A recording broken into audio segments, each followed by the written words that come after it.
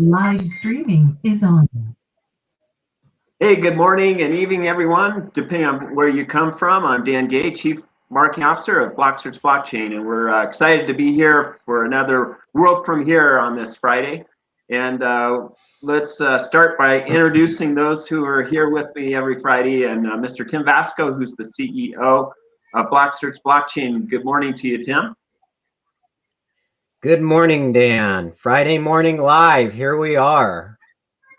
Here we are streaming live. And right. Good to see you. And also Daniele Minci, who is the president of Fusion Funder and Fusion STX, coming to us live from Italy. And good evening to you, Daniele.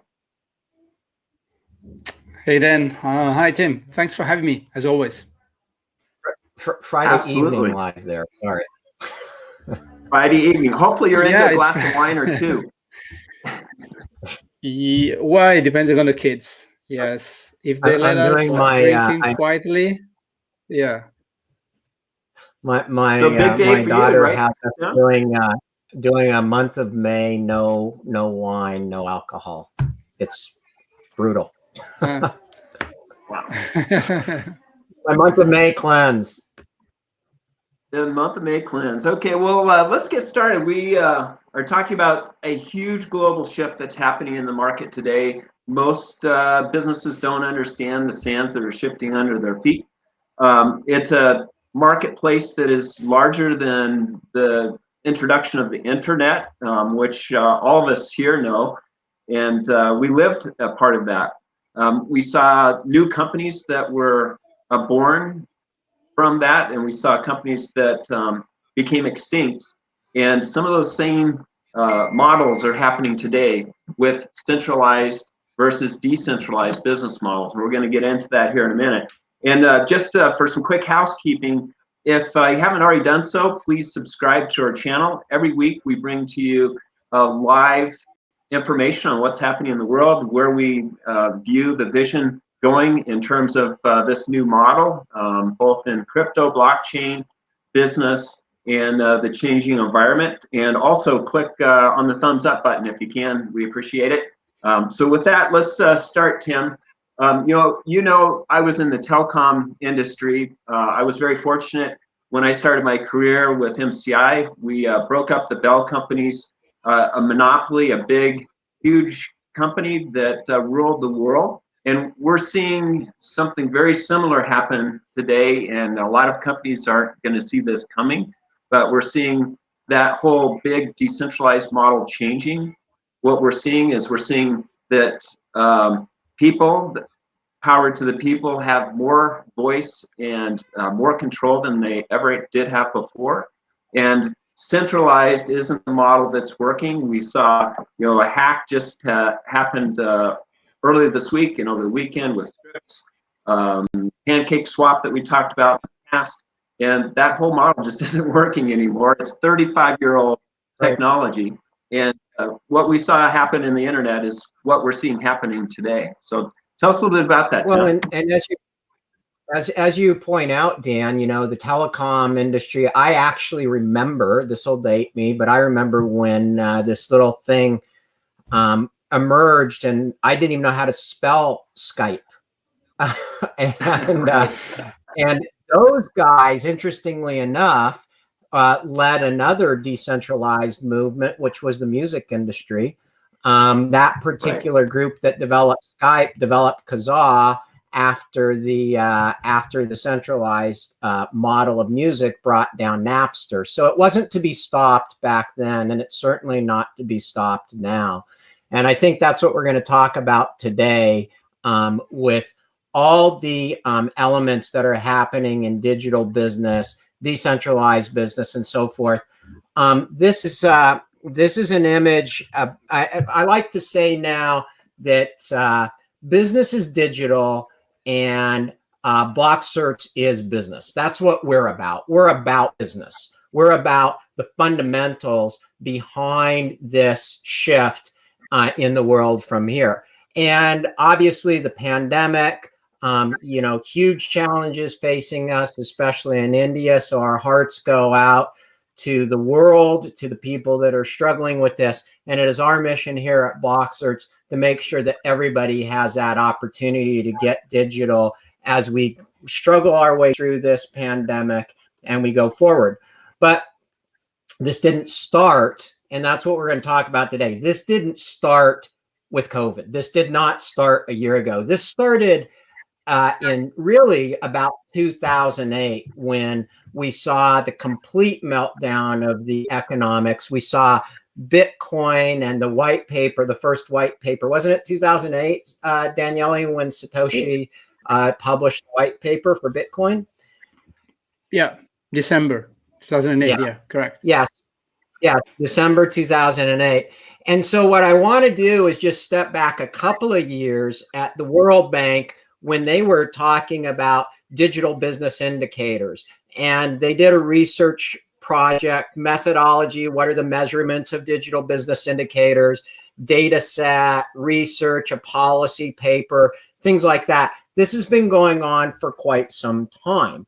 But what's happened since, even 2008, all the way through here, 13 years later, is the foundation that have been set to make the digital transformation from centralized business models, which are a house of cards, completely real. So this house of cards now is very, very apparent, and it's apparent in the marketplace for a lot of things, not only what regulations are doing, but also for what we're seeing with the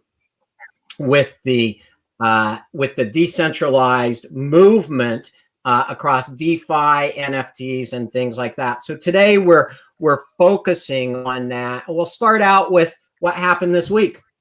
The big Epic Games versus Apple model opened up. I found it interesting in just reviewing a little bit about this trial and digging into this mechanism of the way Epic Games started marketing their product and so forth, and became Fortnite as a large company.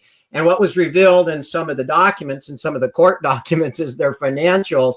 And I think it was somewhere around $70 million of rewards were given out early in 2018, 2019, clearly dumping money in to market this game from the capital they had created. So a couple of things are being revealed here with regard to challenges to the centralized business model. One is Apple controls somewhere around 80-90%, it's in the documents, of the North American market for mobile devices. So while there is competition, the lion's share in North America is owned by Apple. Now globally that shifts dramatically because Google has the largest market share of mobile devices. But the point that's being argued in court is, does Apple unfairly have a monopoly over this pricing schema, and should other companies be able to set their pricing and things like that? So regardless of the outcome, as The Economist points out, Apple may win the war based on technicalities of what antitrust is, but will they actually win the war of where this is headed? And the reality of all of that basically boils down to this, which is the rake, the margin of the rake. Now, Bill Gurley was quoted in that article from The Economist. And so I went back and looked, and he actually started talking about this in 2013, about how much the margin was of all of these companies and the amount of margin taken away from the middleman business model. So you can look at this and you can see things like Odesk, which is now, I think, Upwork, Airbnb, Expedia, and the margins in here where you look at iTunes at 30%, Facebook credits at 30%, Groupon, Shutterstock 70%. These are the margins of a middleman. And the point being, the rake's always been there, the middleman's been there. But what we're doing with DeFi is challenging that model. We're breaking it down so that the model is more fair and that margin is more distributed or more competitive. That essentially is what the suit between Fortnite, Epic Games, and Apple is about. And it's also what the whole industry is about, really, in DeFi. Would you agree with that, Daniele? Yeah, absolutely. So this is going to change kind of the behavior and the mechanics under which markets used to behave. And not to forget, we just started. We are at the very, very beginning. And what is really impressive at the speed of growth of how quick capital get into action. So, and right now, so there are more than 50 billion which are sitting down on the DeFi protocol, but this is growing kind of 50% every quarter. So, which is something really unbelievable. So, but I truly believe that in probably 3 months to come, 2 to 3 months to come, the DeFi landscape will have made an additional big step forward with some institutional adoption into it, because right now it's still let's say mostly retail focus, but we're gonna see more and more institutional adoptions into it, starting from Uniswap. Exactly. And so as you keep pointing out, this is the multi-trillion-dollar question. It's not really a multi-billion-dollar question anymore. It's like, who are going to be the jokers and who are going to have the ace in the hole? Like, what's that look like? That's the rake that's being shifted, and it's a massive shift across business models in general. At BlockCerts, obviously, we're focused on the fundamentals of that shift. We're focused on what is the market-leading utility of this tokenomic, token engineering, and blockchain market. What are the Web 3.0 tools that are going to be used, including not just blockchain, but machine learning, AI, neural networks, things like that, that are going to emerge and be decentralized or distributed. So when we look at that, what the future is going to be, the world from here, that's what this podcast is about, or this video cast is about, is the world from here. What is the world from here, and what does that actually look like versus where we're at today? And where we're at today is kind of like this. It's kind of a cloudopoly. And the cloudopoly, the biggest players, if I look at this, are obviously AWS leading the charge for sure. Then we get into Azure, next biggest cloud-based service provider, then Google Cloud and Alibaba. Those are the four sides of the board. Now, within this board, and a lot of us have played Monopoly. It is the game that was based, and interestingly enough, this game came out at a major shift in the market. It was actually built around the time of the Great Depression. So that's the history of Monopoly. And the understanding of this global game is a really good. So what does that look like in the future? And this is kind of the idea that there will be different foundations that are breaking up this monopolistic model into this idea of DSaaS, DCloud, DeFi, blockchain, and DApps. And so if you go on the left-hand side of this screen, you've got this distributed blockchain and a lot of elements happening there. Ethereum going into version 2.0. You've got Uniswap version 3.0 that I think was just launched, wasn't it, Daniele? Didn't it just hit this week? Yeah, 2 days ago. 2 days ago it has just launched, and there is the first KPIs being discussed extensively on Twitter, on other social channel, and we are observing a huge capital efficiency, which in a very simple terms is how much of the capital of the liquidity is being used as opposite for the trading volume being generated.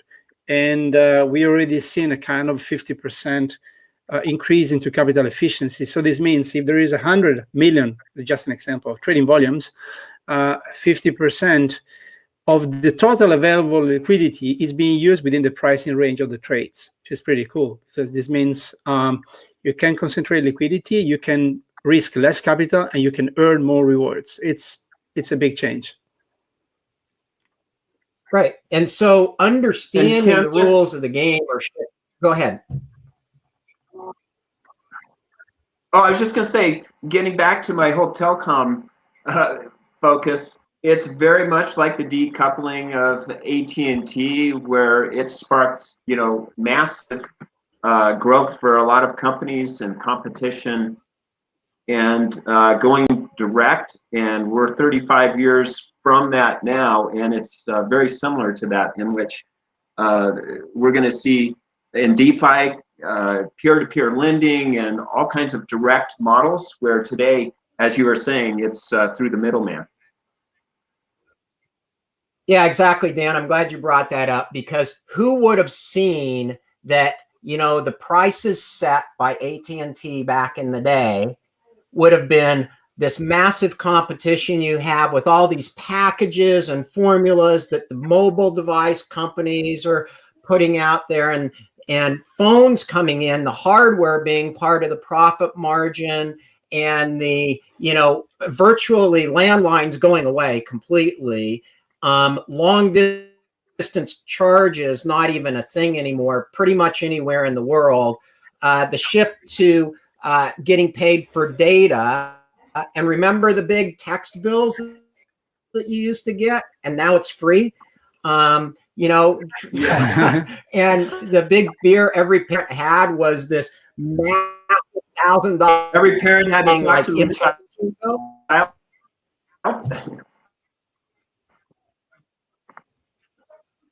Yeah, exactly. So all of these were really, really big issues back when that shift was happening, right? And as that you hear Daniele talk about this, and this is why we wanted to bring this together around the Monopoly board and discuss what that actually means. Like, what's that breakup look like? There were a lot of complexities in telecom when that was breaking up, and a lot of business models formed out, and it created new giants. It created new huge opportunities and new networks